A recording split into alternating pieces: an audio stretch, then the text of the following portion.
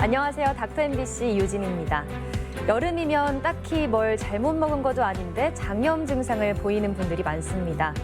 꼭 음식 때문이 아니라 날씨 등의 환경 때문에 몸과 마음이 스트레스를 받아서도 장염이 생길 수 있는데요. 이것도 과민성 대장증후군의 하나라고 합니다. 오늘 이 시간에는 전주 위담한의원 권수현 원장과 함께 과민성 대장증후군에 대해 알아보겠습니다. 여름이면 늘 불편한 뱃속. 습관적으로 장염이 계속되면 과민성 대장증후군 진단을 받기도 합니다. 여름이면 늘어나는 과민성 대장증후군. 원인은 무엇이고 어떻게 관리하면 좋을까요? 한의사 권수현 원장과 함께 자세히 알아봅니다. 원장님 안녕하세요. 네, 안녕하세요.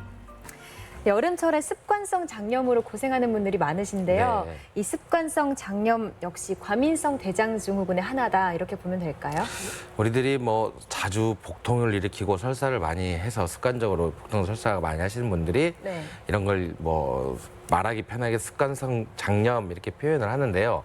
장염이란 것은 말 그대로 장에 염증이 생긴 거거든요. 네. 장의 염증은 바이러스라든지 박테리아에서 장에 어떤 기질적인 손상이 있을 때 장염 이렇게 말하는데, 여기서 말하는 습관성 장염은 그런 기질적 이상이 아닌 어떤 장의 기능 저하, 그걸로 인해서 발생하는 것을 일컫기 때문에 엄연한 특별한 면은 장염이 아니고 네. 과민성 대장증후군에 포함이 되는데요. 특히나 여름철에는 이 설사를 많이 하는 과민성 대장증후군이 많이 있습니다.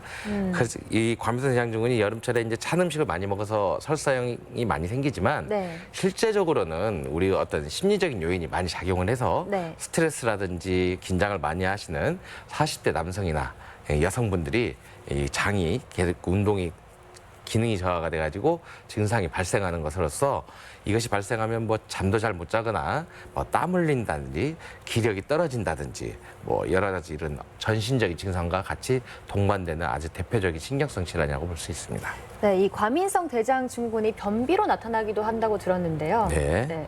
변비와 설사 이 두 가지로 나타나나요? 네, 뭐 과민성 대장증후군은 단순히 어떤 설사, 변비 이런 병이 아닌 네. 장에 배변 시의 복통이 일어나는 이런 모든 질환의 증후군을 말하는 건데요.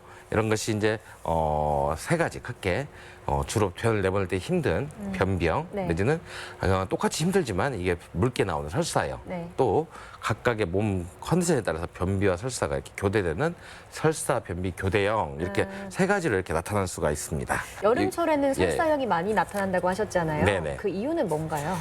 첫 번째로 이제 장이 많이 예민하신 분, 특히나 성격이 예민하거나 소심하셔가지고 이렇게 장이 예민하신 분들은 음식이 딱 장에 도착했을 때 이것이 충분한 수분 흡수가 안 되고 쭈쭈쭈쭈 가가지고 그렇게 해서 설사하신 분도 있고요. 네. 이제 두 번째로는 이 장이 좀 선천적으로 좀 차가우신 분들, 이런 분들은 여름에는 우리가 날씨가 덥기 때문에 주로 차가운 걸 많이 먹게 되고요. 네, 맞아요. 또 아무래도 밖이 덥다 보니까 음식이 쉬 상하거든요. 장의 면역 기능이 떨어지고 장의 운동 기능이 굉장히 떨어지기 때문에 여름에 이런 분들이 음식을 섭취를 했을 때 과민성 대장증후군의 설사 형식으로 묽게 보는 그런 설사형 과민성 대장증후군이 많아집니다. 정말 여름철에는 덥기 때문에 뭐 피부가 열에 노출되기도 하고 또 체온이 오르다 보니까 찬 음식을 찾게 되거든요. 네. 네, 또 먹지 말라고 하시는데 네. 그럼 어떻게 해야 될까요? 밖이 뜨거우면은 이 밖에 양기를 막아주기 위해서 피부나 이런 쪽으로 양기가 더 몰려 있다 이렇게 표현을 하거든요. 네. 그러다 보면 상대적으로 장은 더 차가워지고 네. 이 속이 더 냉해지기 마련이거든요. 근데 우리가 이렇게 냉해져 있는 이 장의 상태에서 단순히 밖에 열기를 없애기 위해서 수박이라든지 아이스크림이라든지 이런 차가운 것들 계속 노출을 하게 되면 장의 기능이 다른 때보다 훨씬 더 떨어지고요. 우리가 굉장히 무서운 콜레라, 장티푸스 이런 네. 것도 다 열대지방에서 온 병으로서 이렇게 밖이 더울수록 상대적으로 속은 차갑고 냉하고 면역 기능이 떨어지기 때문에 가급적이면 좀 익힌 음식을 먹어야겠고요. 냉장고에서 바로 빼서 음식을 먹기보다는 좀 상온에다 음식을 놓고 드시는 게 좋을 것 같습니다. 네, 그리고 아까 여름철에는 설사형이 많이 나타난다고 하셨는데 그러면 탈수 증상도 나타날 것 같은데요. 물을 아무래도 많이 섭취를 해야 되겠네요.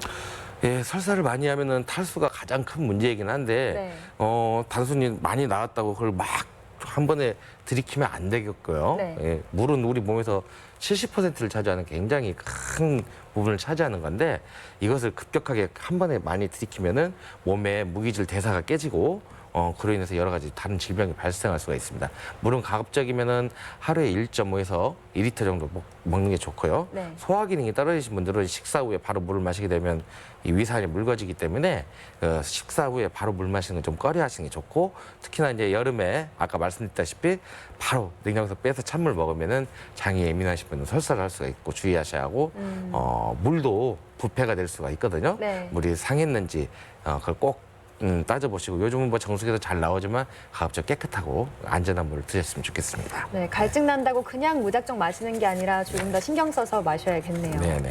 그러면 증상이 조금 더 심해진다면 어떻게 해결할 수 있을까요? 조금 더 개선하고 싶다거나요. 그렇죠. 이제 평소 때 습관이나 이런 거 식습관에서 개선이 안 됐을 때 네.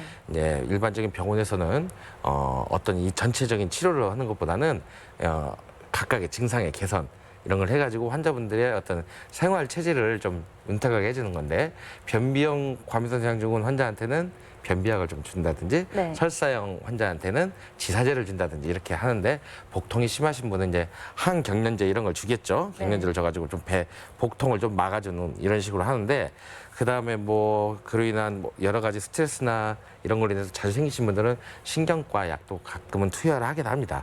하지만 이러한 약물을 과다하게 투여하게 된다면은 몸이 그 약에 의존하게 되고 습관성이 빠지게 되니까 항상 조심해서 쓰는 게 좋을 것 같습니다. 네. 예. 그러면 한방적으로는 어떻게 접근할 수 있을까요? 네, 한방적으로 접근하는 방법이 대표적인 방법이 이제 장 쪽이나 이런 쪽에 우리가 말하는 담이 끼었다라는 표현을 하는데요. 네. 예, 담이라는 거는 음식을 섭취를 했을 때 이게 소화가 되지 않고 우리의 장이나 위 사이의 벽에 끼어져 있는 어떤 찌꺼기 같은 존재 이런 것이 부패된 것을 한방에서 담이라고 표현을 합니다. 따라서 이러한 담이 장에 운동을 해주는 이 평활근 쪽에 이 장에 끼게 되면은 네. 장 운동 기능이 떨어지고 장의 수분 흡수 능력이 떨어지기 때문에 과민성 대장증후군이 오고 또 장이 차가워진다고 보고 있거든요. 따라서 이러한 담을 제거해주는 치료 방법은 여러 가지가 있는데 먼저 한약으로서 이제 담을 녹여주면서 네. 바깥에서 침부 온열 치료를 해주는 한방적 물리치료를 해서 배를 좀 따뜻하게 해주고 거기는 담 제거를 해주면은 담의 이 제거로 인해서 장의 그 운동 능력이나 환경이 많이 호전될 수가 있습니다. 예.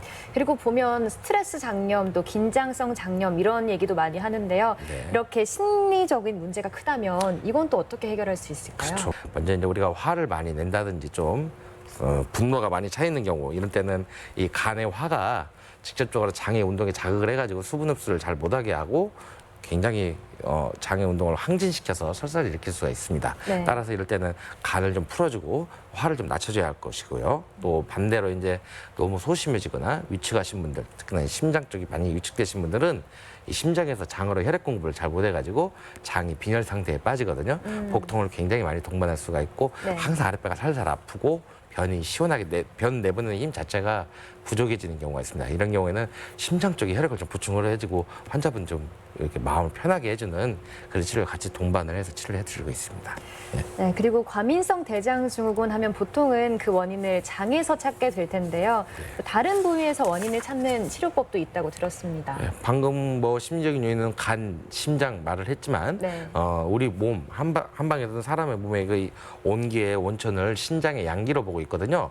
이러한 양기가 부족하신 분, 전체적으로 부족하신 분들은 특히나 여름 때 이렇게 위 장 쪽이 굉장히 냉해집니다. 이런 냉해지신 분들은 정상적인 음식, 정상적인 생활을 하는데도 불구하고 계속 지속적인 설사, 아까 말한 습관성 장염 같은 증상이 자주 생기시는데요. 이런 분들은 신장을 따뜻해지고 우리 몸에서 이제 보양, 보신을 해주는 그런 치료법을 꼭 같이 해줘야만 치료가 효과를 볼 수가 있습니다. 네, 끝으로 과민성 대장증후군 환자분들께 한 말씀 부탁드릴게요. 그럴까요? 서구화된 식습관에 의해서 우리가 뭐 섬유질이 있는 음식을 많이 먹고 네. 또 의자에 오래 앉아 있고 운동 부족인 생활을 이렇게 많이 하다 보니까 요즘은 거의 성인 중에 두세 명 정도는 흔히 발견될 수 있는 과민성 대장증후군을 서로 많이들 가지고 있어요. 네. 이런 경우는 이걸 단순히 이제 장의 문제로만 생각해서 각각의 뭐 설사약 변비약 이렇게 대증적인 치료를 하면 안 되고 이것은 몸의 전체적인 어떤 기능적인 밸런스가 깨졌다고 보는 거거든요.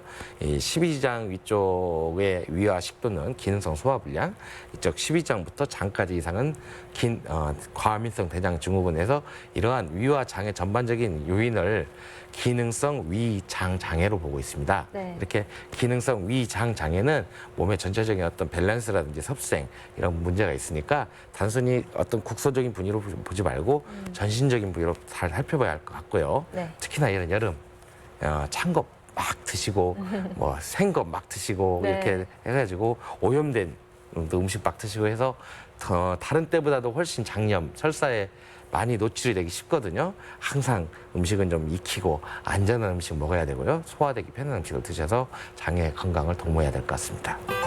네, 한의사 권수현 원장과 함께 과민성 대장증후군에 대해 알아봤습니다.